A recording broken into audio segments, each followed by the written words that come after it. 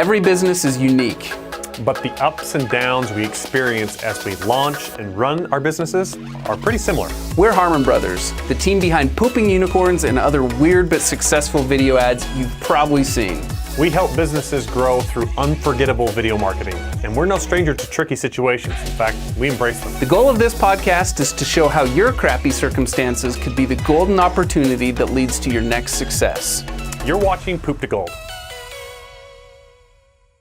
Welcome back to Poop to Gold. I'm Benton Crane, the CEO of Harmon Brothers and the co-host of this podcast.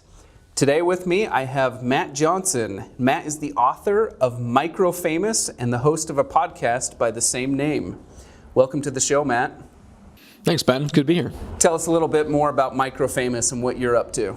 Well, the short story is I'm the least likely entrepreneur that has ever existed. I run an agency and podcaster, author, and kind of got into that world about 5 years ago, launched my first podcast that was in the real estate space and ended up doing really well. Has 1.5 million downloads and got a bunch of accolades and all that stuff. But then that kind of led into, producing and launching podcasts for other people, kind of staying in the marketing lane, which is my passion and has been for a little while, and ended up getting into launching podcasts for like business coaches and consultants and some really awesome people.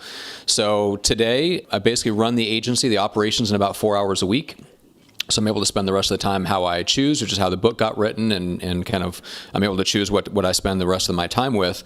But I ended up building a business that kind of gives me the lifestyle that I want, so I can still do things on the side like play music and stuff like that, because that's what I did in a past life. But also gives me that sense of significance. I watched a lot of those business coaches and consultants kind of get into that game because they spent 10 or 15, 20 years building a business that didn't give them a lot of fulfillment. And I didn't want to make that same mistake. So I set out from the beginning of the agency to help people that I was really passionate and excited about helping because they had amazing content. Mm-hmm. And so now I get to I have a business that feeds my lifestyle, and that's all great. But then I also get the sense of significance and fulfillment of helping people put amazing content in the world that is genuinely helping people. So I have a business that delivers all that in one. Awesome. So you engineered lifestyle right into your business from the start. That is a very apt way to put it. Yes, there's I think if you go to the 16 personalities test, my personality type is the architect. So yes, I reverse engineer everything. If you looked at the goals sheet that I laid out when I first moved to San Diego in 2015, I have accomplished all of it. It took me twice as long as I thought I would, but I got there. And it was just by reverse engineering backwards from the results that I wanted. Very, very cool. Okay, so this is the Poop to Gold podcast, of course. So we're gonna go back in time with you, and we're gonna go down your Poop to Gold journey. We want to find out more about it and what it was like. So take me to a point in your history where things got dark and things got really hard, maybe a little bit raw, maybe one of those points where you don't really want to go back to, but take us there. Okay, so my life has a lot of poop in it. I would say about 15 years or 15 or 20 years of a lot of poop before I found kind of my place in the world and got my act together. One of the low point. I'll give you a low point I've never shared on any other podcast ever. Good. Those are the ones we like. All right. So this is the years before I started the business. I had basically quit my management job, and I took a giant paper route. As an adult in my late 20s. Literally delivering newspapers. Literally delivering papers. I delivered 800 papers on a Sunday to homes. Yes, I took over a giant route. And I did it because I was a musician and I wanted to chase the dream. This is I was 27, and I decided, look, if I don't do this now, I'll never do it. I've got to chase it. So I played drums since I was 2. I literally don't remember not being a musician. It was always a big part of my identity, but I was kind of I thought I would do other things first. I was homeschooled. I was a pastor's kid. I thought I'd be probably starting or pastoring churches or somehow be in ministry, and then music would be a part of that. Well, I didn't end up doing that. So music was kind of in the background, was always in the back of my head. I started this real estate team. I got out of that. My impeccable timing of starting a real estate team in 2007, was fantastic. So anyway, a year later, I'm like, man, I really want to give music a shot, but I need time. So I started throwing newspapers because it worked. You work an hour and a half a day on the weekdays, and I literally got fired from that job. I'm what the hell am I going to do? I literally lost a job throwing newspapers. It's the only time I've ever been fired in my life. Did you hit an old lady with a newspaper, or what happened? It rained. It rained on my newspapers, and it was something like that. No. So I'm like, okay. I know, I knew I wanted to move. It was the catalyst that led to me moving to Denver, which is the first time I'd really moved away from the Midwest. And I started a band, released an album that I'm really proud of and stuff like that. And if I hadn't done that, years later when I had the chance to move to San Diego, I probably wouldn't have done it.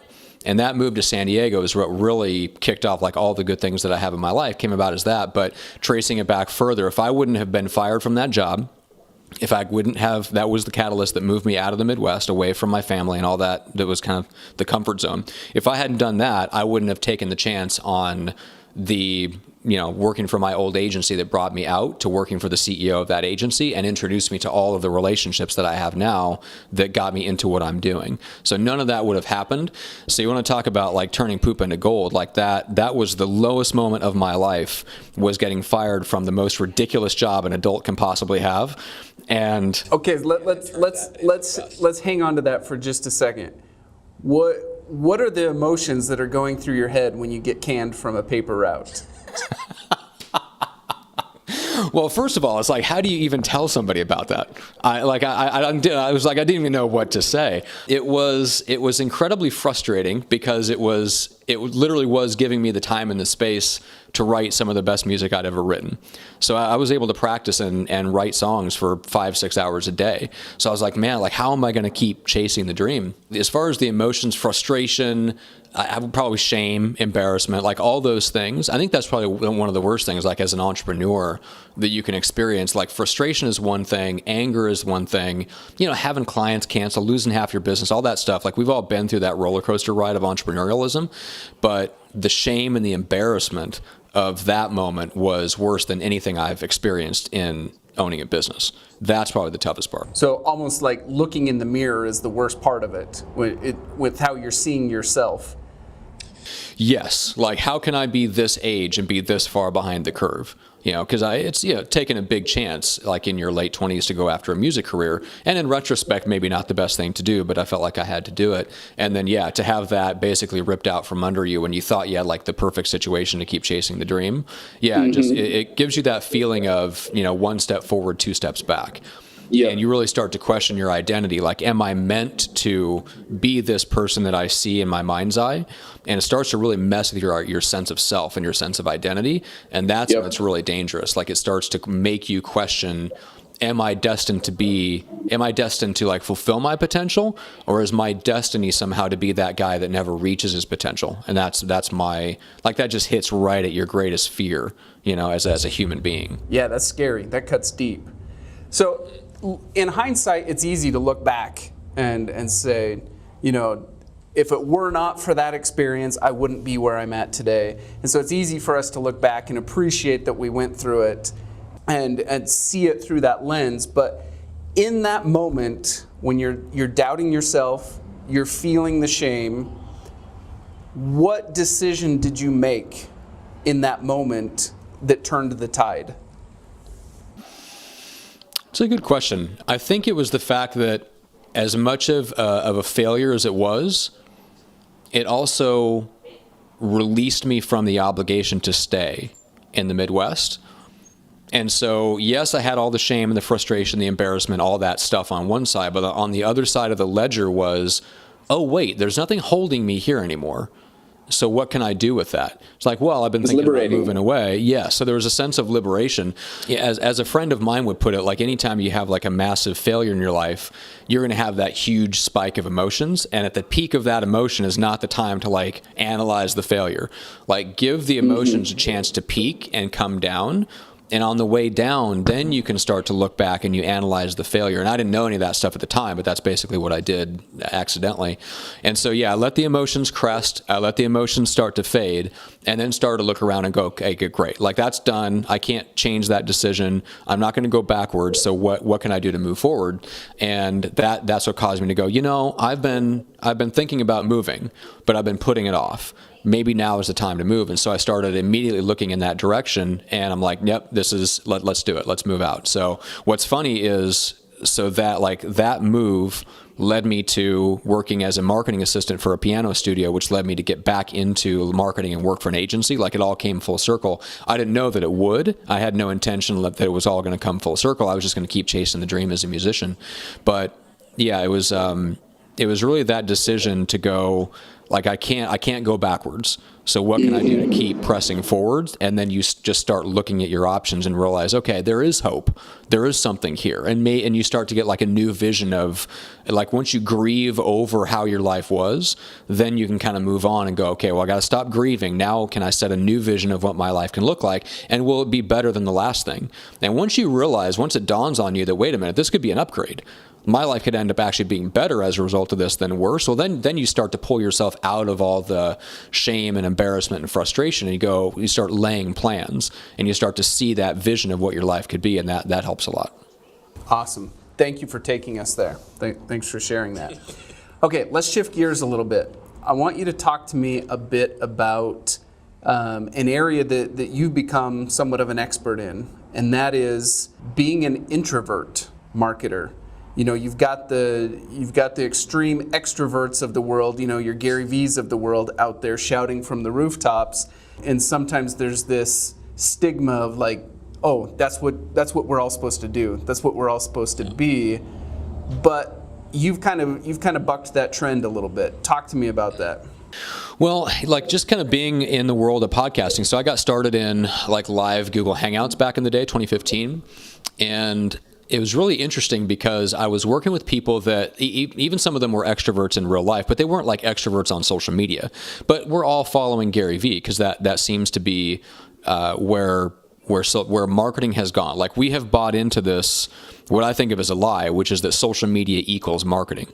So here's a crazy thing. Like, if you do the YouTube research, Gary Vee gets 500,000 searches. I think it's a month, if I remember right. Digital marketing itself, as an entire genre, only gets 800,000 searches. So think about that. Gary Vee gets 70% of the search traffic of the digital marketing space. It's insane just how dominant he is in that space. And so there's no denying that what he does works. But like, when I was working with people, especially like business coaches and consultants, like, a lot of them were running multi-million dollar companies, and then they were also building a coaching or consulting business on the side. They did not have time to do the Gary Vee approach. So we had to find something else just out of necessity. And I was, ended up being a partner in like 4 different businesses. So I was helping these different people figure out what can they do to grow their business without doing the Gary Vee approach. And we came across, a combination of launching their own podcast, getting them interviewed on podcasts, and then pulling chunks from those episodes, putting that on social media instead of having them be on social media all the time. And then doing all this behind the scenes relationship building stuff, like all the things that ended up being the MicroFamous system. It was all just born out of the fact that I was working with clients that literally could not do the Gary Vee approach. They just could not do it. They didn't have the time to do it. And why would you pull someone away from $1,000 an hour activities and tell them to post a selfie on Instagram? Like, that's insanity. And of course, me being an introvert, I didn't like any of that stuff anyway. Like, that sounds exhausting. Posting a bunch of selfies and being on all the social media platforms and TikTok and the dances and like all the stuff that we're encouraged to do is just, it sounds exhausting because introverts don't get any energy from being social. Like, that is it's an expansion of energy, right? We recharge alone. Then when we're with people, that draws our energy down. So this constant drumbeat that's aimed at introverts of, you got to be more social, post more content more often in more places, it works, but it doesn't work for us. And I was just very fortunate that I kind of just I got pulled into this other path and essentially stumbled on this whole other ecosystem of like podcasting and relationships. There's a whole completely different way to reach people online. And I think it actually ends up working a lot better. But specifically for introverts, it's a breath of fresh air to get into that environment and release yourself from the pressure that everybody else feels to be on social media for hours a day. Oh man, I could not agree more. It was so fascinating for me that, when we launched this podcast, I never imagined how refreshing I would find it, but I hate small talk. Like, to go to a networking event and sit there and like small talk with people and shoot the breeze, like, drives me crazy, and it just saps my energy. But to get on a call one-on-one, with someone like yourself, and within 2 minutes of talking to them, I'm like, okay, take me to that really vulnerable moment, and and we go deep. And that I find so so energizing and refreshing to get real conversations with real people, and you get below all that surface level crap. And so I'm just like, yeah, what you're saying is music to my ears. I'm like, I don't want to be on Instagram, I don't want to be on TikTok, but I do want to get to know people in a real way. Yeah, exactly. And we were talking a little bit about this before we hit record, but there's a little bit of a backlash. There's a little bit of an anti-hustle movement going on right now. But the question is, like, you got to give people hope. Like, it's not the fact that hustle doesn't work, because of course hustle does work. Like, if you outwork everyone else, obviously that will work to an extent. So the question is, if you're not going to do that, if you're not going to do the Gary V hustle all the time approach, what are you going to do? And in a world where, like you guys do a lot with social media and videos and storytelling on social media. And the problem with social media right now is that social media is pushing everyone into two things: real-time content creation and real-time engagement. And the problem is, if you're an entrepreneur, whether you're the people that I was working with that didn't have the time, or you're just an introvert that doesn't have the energy, either way, you're in the same boat, which is that you can't do what the social media companies want you and are rewarding you to do. So the idea that you're just going to create a bunch of content for social media and build an audience, and the social media companies are going to do you a favor and put you in front of thousands of people for free, like that was true 5 years ago when Grant Cardone wrote 10X, and he was posting on Twitter 70 times a day or whatever it is he talks about in that book. Like, that worked then. It doesn't work now. Why? Because they've decided they're not going to let that work anymore. They want real-time content and real-time engagement. So, like, in a world of that, like where that's the social media environment we live in, it basically put introverts in a position where you either have to be an extrovert and pretend and just white knuckle it and hold on for dear life and be as visible and as engaged as they want you to, or you got to find something else to do. And if you're gonna kind of not take that hustle approach, and you're not going to do what the social media companies are pushing us all to do, then it's like, what do you do instead? Well, that's where like MicroFamous and kind of what we do for our clients comes into play, because you have to have something that works that's an alternative. And the good thing is that there's this whole other ecosystem out there in podcast land where you can get involved in that. And as an introvert, it works really well. Like you and I have the same types of preferences and strengths. We want to have deep conversations. I would much rather do that than create a piece of content for Instagram. And in the world of podcasting, that works, and you're rewarded for that approach. Social media just doesn't reward that anymore, which is really unfortunate. That's right. Where can our listeners get a copy of the book, MicroFamous? Amazon's the easiest place. They can go to getmicrofamous.com and get a free digital copy. But if you're like me and you want that physical print version in your hands, just go check it out on Amazon. Awesome. And where can our listeners stay in touch with you?